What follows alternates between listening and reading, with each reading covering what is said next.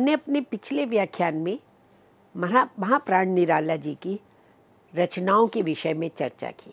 उनकी रचनाओं, उनकी कविताओं की जो विकास यात्रा विविध चरणों में हुई, उस पर बात की। अब हम बात करते हैं उनके रचनाओं के विषय को लेकर के, उसके भावबोध को लेकर के, निराला जी की जो काव्यानुभूति रही उस पर बात करेंगे। उनकी रचनाओं की जो विशेषताएं हैं उस पर चर्चा करेंगे। सर्वप्रथम हम देखते हैं कि निराला जी ने जो काव्य संग्रह लिखे, विविध जो कविताओं की रचना की, वो गीत रूप में भी है, प्रगीत रूप में भी है, लघु कविता के रूप में भी है और लंबी कविता के रूप में भी है। और सभी रचनाओं में पर्याप्त विषय वैविध्य दिखाई देता है। प्रेम की कविता भी है, प्रकृति चित्रण भी है, उसमें श्रृंगार भी है, अध्यात्म भी है, समाज के प्रति, सामाजिक विसंगतियों के प्रति विद्रोह का भाव भी है, राष्ट्रीय चेतना से जुड़ी हुई कविताएं भी हैं, महाराणा शिवाजी के प्रति आदि, राष्ट्रीय भावबोध की भारत विजय करे आदि राष्ट्रबोध से संबंधित कविताएं। तो विभिन्न भावबोधों को लेकर के अनेक विषयों से संबंधित उनकी कविताएं हैं। और छायावाद की एक विशेष प्रवृत्ति रही। छायावादी कवियों ने अपनी कविताओं में निजी सुख दुख की अभिव्यक्ति की है। उनकी कविताओं में वैयक्तिकता का स्वर अधिक दिखाई देता है। चाहे हम महादेवी की कविताएं देखें, प्रसाद जी की रचनाएं, हमने लहर, झरना आदि, आंसू आदि देखे। निराला जी की भी जो रचनाएं रही, उनकी जो कविताएं रही, निराला जी ने भी उसमें अपने सुख दुख को अभिव्यक्त किया है। करुणा, निराशा, संघर्ष, विषमताओं से युक्त जो पूरा उनका जीवन रहा, तो उस जीवन की अभिव्यक्ति उनकी रचनाओं में हमें मिलती है। एक उनकी बड़ी प्रसिद्ध कविता है स्नेह निर्झर बह गया है। और इस कविता में वे अपने मन के भाव को, किस तरह से उनका जीवन करुणा से, निराशा से युक्त हो गया, किस तरह से उनके युवा काल में जब वे इतना सम्मानित होते थे, उनकी कविताओं को सुनने के लिए प्रतीक्षा करते थे लोग, और कहाँ एक स्थिति ऐसी आई कि वे उपेक्षित हो गए, वंचित हो गए, कोई उनको बुलाता, निमंत्रण तक नहीं देता था। तो तब उनके मन के भीतर जो एक भाव जागृत होता है और वे कविता लिखते हैं, स्नेह निर्झर बह गया है। पंक्तियां हैं मित्रों, स्नेह निर्झर बह गया है, रेत ज्यों तन रह गया है, आम की ये डाल जो सूखी दिखी, कह रही है अब यहाँ पिक या शिखी नहीं आते, पंक्ति में वह हूँ लिखी नहीं जिसका अर्थ जीवन दह गया है। तो प्रकृति से उपादान लेकर के वे अपने सुख दुख की अभिव्यक्ति कर रहे हैं कि आम का जब वृक्ष हरा भरा था, जब संपन्न था, तो तब उसके ऊपर आकर पक्षी बैठते थे, कोयल भी आकर के मधुर स्वर में गाती थी। और वही आम की डाल जब वो सूख गई तो कोई पक्षी वहाँ करके नहीं बैठता, कोई संगीत का स्वर नहीं सुनाई देता। इसी तरह से वह पंक्ति जो अब निरर्थक हो गई है, तो कवि को अपना जीवन भी निरर्थक जान पड़ता है। तो क्यों? क्योंकि स्नेह निर्झर बह गया है। स्नेह का जो झरना था वे कहीं समाप्त हो गया, बह गया है, और जीवन अब कैसा हो गया? नीरस। जीवन रेत की तरह अब शुष्क हो गया है। और इसी तरह से उनकी एक और कविता है, मैं अकेला। इसमें भी वही अपने जीवन के अंतिम समय की, जब वे बिल्कुल अब प्रौढ़ अवस्था में पहुंच चुके थे और समाज की विसंगतियों को, समाज के आक्रोश को, समाज के द्वारा की गई उपेक्षा से जब वे बहुत अधिक निराश हो गए थे, तब वे ये कविता करते हैं कि मैं अकेला देखता हूँ आ रही मेरे दिवस की सांदे वेला, पके आधे बाल मेरे हुए निष्प्रभ गाल मेरे, चाल मेरी मंद होती जा रही हट रहा मेला, मैं अकेला। तो इस तरह से निजी सुख दुख की अभिव्यक्ति वे अपनी कविताओं में करते हैं। सरोज स्मृति जो शोक गीति है, जो अपनी पुत्री के निधन पर 19 वर्ष की अल्प आयु में ही उनकी पुत्री की मृत्यु हो जाती है, और फिर उसकी स्मृति में वे रचना करते हैं सरोज स्मृति की। और तब निराला को कहीं अपने भीतर एक ग्लानि का, एक पश्चाताप का भाव जागृत होता है कि वे अपनी संतान के लिए कुछ भी नहीं कर पाए, क्योंकि आर्थिक संघर्षों में जीवन बीता। 1 वर्ष की छोटी सी बच्ची थी और वो अपने नानी के यहाँ रह कर के ही पलकर बड़ी हुई, और निराला उसका विवाह करते हैं और विवाह के कुछ समय पश्चात ही वे मृत्यु को प्राप्त हो जाती है। तो एक ग्लानि, एक पश्चाताप का भाव वे कविता में प्रस्तुत करते हैं, इस गीति में प्रस्तुत करते हैं। एक जगह वे कहते हैं, अस्तु मैं उपार्जन को अक्षम, कर नहीं सका पोषण उत्तम, कि मेरे पास आर्थिक संपत्ति नहीं थी, धन नहीं थी, मैं कुछ कमाता नहीं था, तो उपार्जन को अक्षम था, मैं तो असमर्थ था, तो मैं तुम्हारा उत्तम पालन पोषण नहीं कर सकता। तो एक पिता अपनी संतान के प्रति अपना कर्तव्य न निभाने के कारण जो एक ग्लानि का भाव है, वे इन पंक्तियों में प्रस्तुत होता है। और फिर आगे चल कर के वो कहते हैं, मुझ भाग्यहीन की तू संबल, तो मैं तो भाग्यहीन था और मेरा सहारा तो केवल तुम ही थी। युग वर्ष बाद जब हुई विकल, दुख ही जीवन की कथा रही, क्या कहूँ आज जो नहीं कही।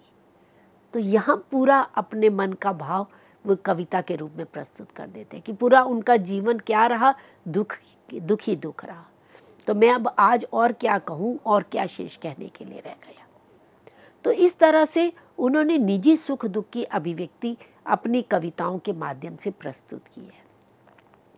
निराला का व्यक्तित्व अपने आप में अंतर विरोधों से युक्त था। एक ओर उनके व्यक्तित्व में उग्रता थी, विद्रोह था, और दूसरी ओर उनका भीतर सूक्ष्म संवेदनाएं थी। तो ये अंतर विरोध उनकी कविता में भी दिखाई देता है। तो उनका पूरा काव्य अंतर विरोध का काव्य रहा है। एक और बाह्य सौंदर्य के विरोध में अतीन्द्रिय सौंदर्य को प्रस्तुत करते हैं। द्विवेदी युग तक कविता स्थूल सौंदर्य से युक्त थी, परंतु छायावाद तक आते हुए कविता अमूर्त अतीन्द्रिय सौंदर्य की बात करती है। तो निराला जी ने भी बाह्य सौंदर्य के विरोध में अतीन्द्रिय सौंदर्य को महत्व दिया।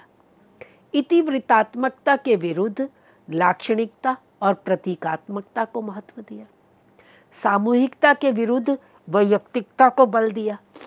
रूढ़िवादिता के विरुद्ध स्वच्छंदता को, कल्पना और बौद्धिकता के विरुद्ध यथार्थ और मानवता को प्रस्तुत किया। अब उनकी कविता यथार्थ मानव से जुड़ती है, मानव के कष्टों से, उनकी संवेदनाओं से जुड़ती है। जैसे भिक्षुक कविता, वह तोड़ती पत्थर कविता, दीन कविता, विधवा कविता। तो कोरी कल्पना या कोरी बौद्धिकता नहीं है, अब वो मानव के कष्टों से, मानव की पीड़ा से, उसकी संवेदना से जुड़ती है। और छंदोबद्धता के स्थान पर छंद मुक्ति की बात करती है। पूरा भक्तिकालीन साहित्य हम देखते हैं, फिर आधुनिक काल में भी भारतेंदु युगीन कविता देखें या द्विवेदी युगीन कविता देखें, वो पूरी छंदोबद्ध रही है। द्विवेदी युग में आकर के तो दोहा, चौपाई, सोरठा आदि जो भक्ति काल से चले आ रहे, मध्यकाल से चले आ रहे छंद थे, उनको तो अपनाते ही संस्कृत के छंदों का प्रयोग अधिक करते हैं। इंद्र व्रजरा छंद, द्रुत विलंबित छंद, भुजंग प्रयात आदि छंदों का प्रयोग करते हैं। तो छंदोबद्धता थी, जिसके कारण कविता में भाव जो है कहीं छूट रहा था।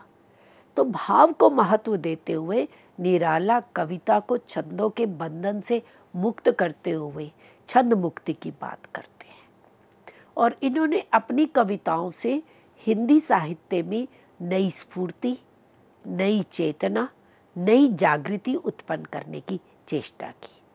तो कविताओं का स्वर बदला है, इनका निरंतर परिवर्तित होता चला जा रहा है। और कविताओं में इन्होंने प्रेम और सौंदर्य की भी अभिव्यक्ति की। यद्यपि प्रेम की कविता रीतिकाल में भी रची गई, रीति मुक्त कवियों ने भी अपने व्यक्तिगत प्रेम की अभिव्यक्ति की, सौंदर्य वर्णन किया, परंतु वहाँ प्रेम और सौंदर्य जो रहा वो स्थूल वर्णन रहा, उसमें सूक्ष्मता नहीं थी, अमूर्तता, अतीन्द्रिय नहीं थी। परंतु निराला ने जो प्रेम और सौंदर्य की अभिव्यक्ति की, वहाँ वे बाह्य स्थूल सौंदर्य की अपेक्षा सूक्ष्म अतीन्द्रिय सौंदर्य की बात करते हैं। कहीं प्रकृति के माध्यम से करते हैं, जैसे जूही की कली बड़ी उनकी प्रसिद्ध कविता। वहाँ जूही की कली को एक नायिका के रूप में लिया गया है और पवन को नायक के रूप में। पवन नायक जो है वो चला जाता है मलयाचल की ओर, और नायिका जूही की कली जो है वो उसके विरह में व्याकुल है। और जब नायक आता है और उस नायक आते ही जिस तरह से उसका चुम्बन लेता है और उसके साथ अपने प्रेम की अभिव्यक्ति करता है, उसका पूरा एक चित्रण निराला जो है जूही की कली में करते हैं। वे कहते हैं, निर्दय उस नायक ने निपट निठुराई की, कि झोंकों की झाड़ियों से सुंदर सुकुमार देह सारी झकझोर डाली। तो संयोग श्रृंगार का वर्णन कर रहे हैं, परंतु कहीं भी अश्लीलता नहीं है, मर्यादा है, क्योंकि वर्णन पूरा सूक्ष्म है, अतीन्द्रिय वर्णन है। इसी तरह से सौंदर्य के वे स्थूल और सूक्ष्म दोनों रूपों की विशद अभिव्यक्ति करते हैं। जैसे नेत्रों के सौंदर्य का जब वे वर्णन करते हुए कहते हैं, हारे हैं सारे नेत्र, नेत्रों को हेर फेर, विश्व भर को मदोन्मत्त करने की मादकता भरी है विधाता ने इन्हीं दोनों नेत्रों में। तो नेत्रों का सौंदर्य भी वर्णन कैसे कर रहे हैं? सूक्ष्म रूप में। इसी तरह से उन्होंने प्रेम की जो व्यंजना की है वो मौन अभिव्यंजना की है। प्रेम का भव्य और उदात्त चित्रण प्रस्तुत किया है। कहीं पर भी उसमें स्थूलता, मांसलता, वासना की गंध नहीं दिखाई देती है। जिसके कहते हैं, दिव्य देह धारी ही कूदते हैं इसमें, प्रिय पाते हैं प्रेमामृत, पीकर अमर होते हैं। तो इस तरह से प्रेम की मौन अभिव्यंजना निराला की कविताओं में दिखाई देती है। छायावादी कविता प्रकृति चित्रण का भी बहुत सुंदर मनोहर वर्णन प्रस्तुत करती है। निराला जी ने भी प्रकृति चित्रण से संबंधित कविताओं की रचना की और उनका प्रकृति का चित्रण जो है वो बड़ा ही सुंदर, मनोहारी, सजीव रहा है। प्रकृति के बहुरंगी चित्रों का वो बहुत सुंदर अंकन करते हैं। जैसे उनकी रूखीरी डाल बसंती हम कविता देखते हैं, संध्या सुंदरी कविता देखते हैं। संध्या सुंदरी में वो संध्या का एक नायिका के रूप में चित्रण करते हैं कि दिवसावसान के समय संध्या सुंदरी उतर रही थी आसमान से धीरे धीरे धीरे। तो इस तरह से वे प्रकृति का मानवीकरण करते हुए उसे एक नायिका के रूप में चित्रित भी करते हैं। रूखीरी डाल बसंती, उसमें भी उसका मानवीकरण कर देते हैं। इसी तरह से निराला की रचनाओं में रहस्यानुभूति भी मिलती है। निराला स्वामी विवेकानंद जी से बहुत अधिक प्रभावित रहे, उनके वेदांत दर्शन से प्रभावित रहे, रविंद्रनाथ टैगोर से प्रभावित रहे। तो उनकी जो रहस्यपरक रचनाएं हैं वे वेदांत दर्शन से प्रभावित हैं। और उन जिस तरह से कबीर ने लोक कल्याण से युक्त होकर के अपनी रहस्यानुभूति प्रस्तुत की थी, उसी तरह से प्रसाद भी लोक कल्याण परक रहस्यवाद की रचना करते हैं। अमूर्त भावों को मूर्त रूप देने में निराला सक्षम रहे हैं। हम राम की शक्ति पूजा देखते हैं, उसमें भी उन्होंने पूरा एक उदात्त स्वर लेते हुए अध्यात्म की प्रस्तुति की है। एक जगह वो कहते हैं, हर ओर प्रकाश फैला है, जीवन आलोकमय महासागर में डूब गया है। तो उनकी रहस्यानुभूति भी विविध रूपों में हमें उनकी कविताओं में दिखाई देती है।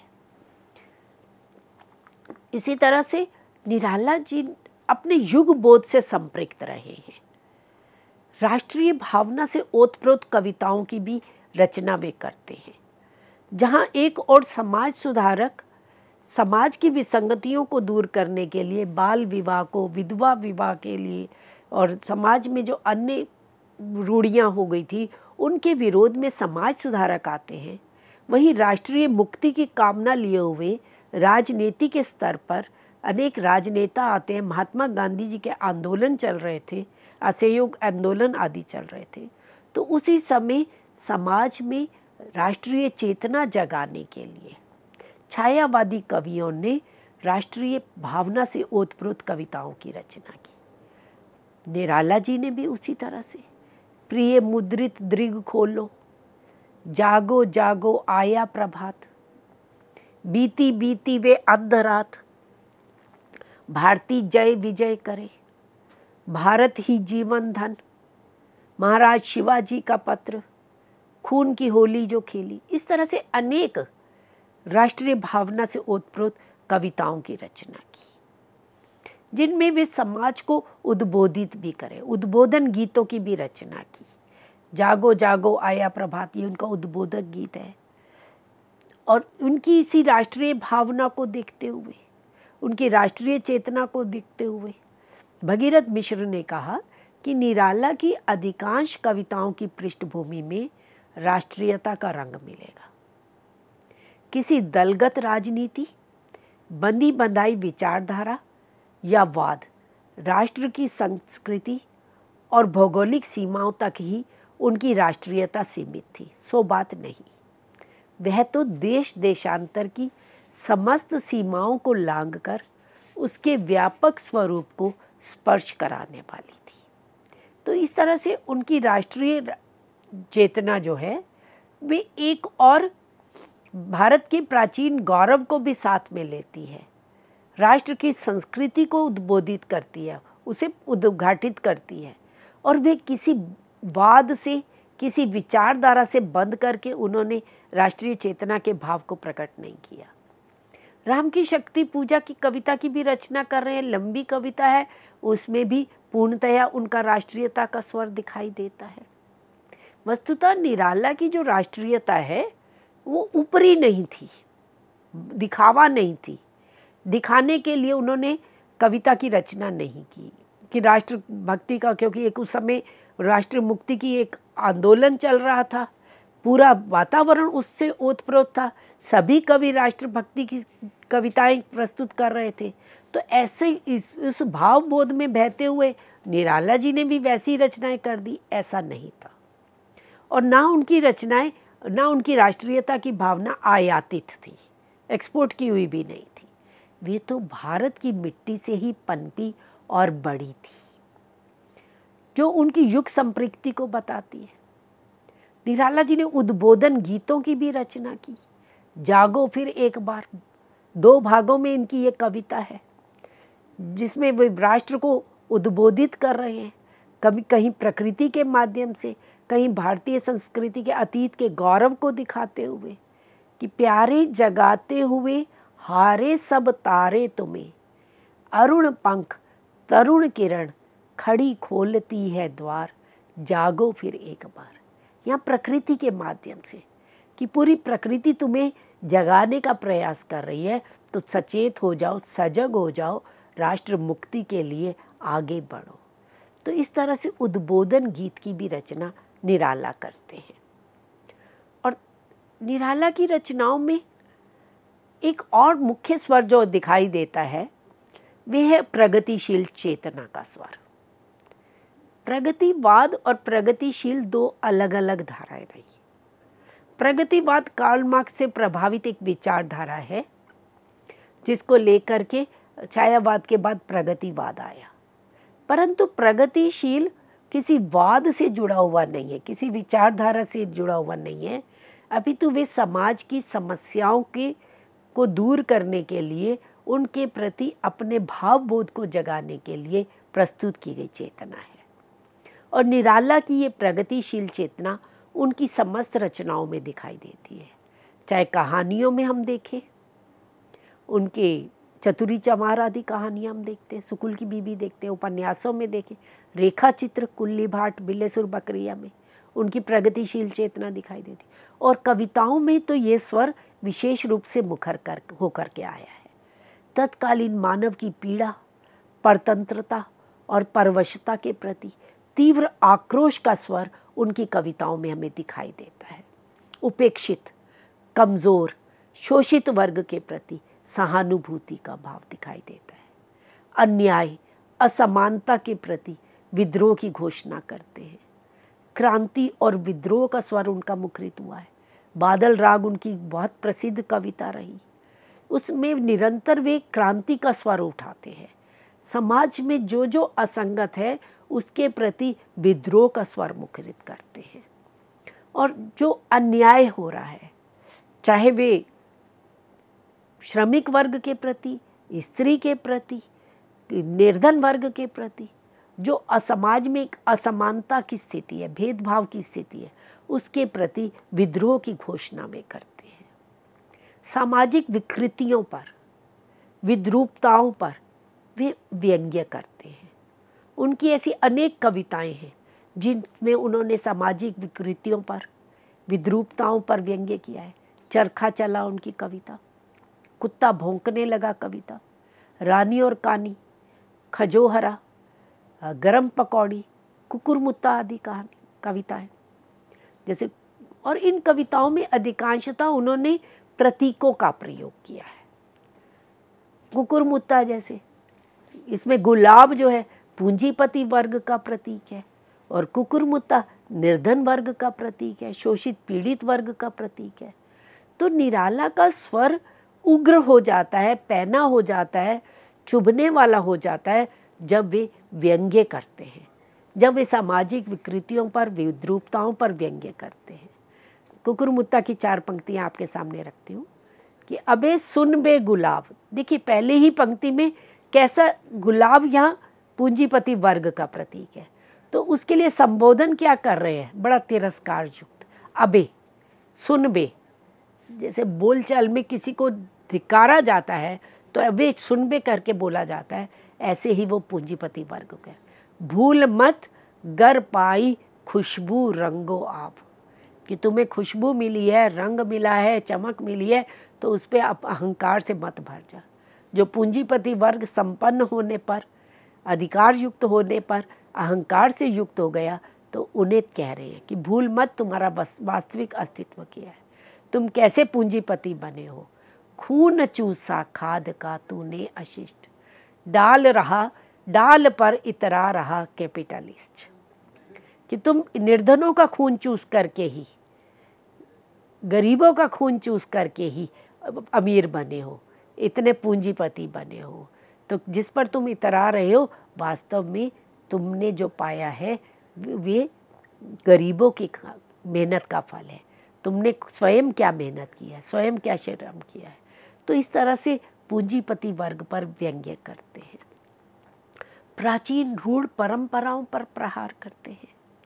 वे परंपराएं जो समाज की प्रगति में बाधक हैं, समाज के विकास में कहीं अवरोधक हैं, जड़ हो चुकी हैं, ऐसी जीर्ण शीर्ण रूढ़ परंपराओं पर वे निरंतर प्रहार करते हैं।